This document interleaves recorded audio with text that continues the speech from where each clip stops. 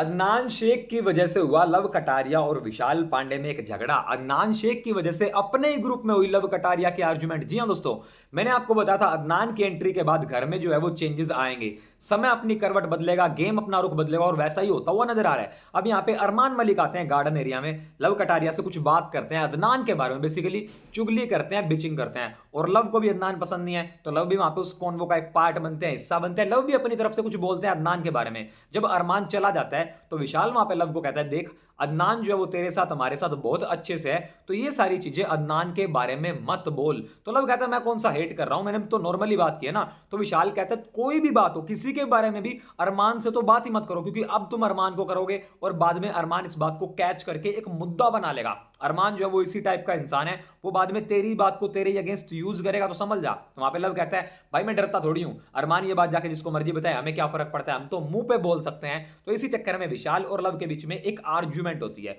और वहां पे फिर सना मकबूल आती है। सना मकबूल भी यही बोलती है कि देख लव, तूने हमें बोला है कि दोस्त एक साथ रहते हैं, कोई कुछ गलत करे तो समझाते भी है, तो इसीलिए हम तुझे बस समझा रहे हैं। अब अगर तुझे नहीं मानना है, तुझे नहीं सुनना है और तुझे वही करना है जो तुझे अच्छा लगता है, तो फिर हम भी सोचेंगे भाई कि तुझसे कुछ समझाना है तुझे या फिर नहीं समझाना है। अगर वो हक ही नहीं है तो हमें भी फिर ये सोचना पड़ेगा। अब यहाँ पे विशाल और लव के बीच में एक आर्ग्यूमेंट हुई है, एक नोकझोंक हुई है अदनान के चलते। अब मुझे ऐसा लग रहा है कि आने वाले टाइम में लव और विशाल में एक झगड़ा भी हो सकता है, इनकी दोस्ती में भी अभी निशान आ सकते हैं, सवाल उठ सकते हैं वहां पे अदनान के चलते, क्योंकि अदनान जो है वो बाहर से लव कटारिया का पुराना राइवल है। अदनान और लव एक दूसरे को बिल्कुल पसंद नहीं करते हैं और लव जो है उसने विशाल के सामने अदनान के बारे में काफी कुछ बोला।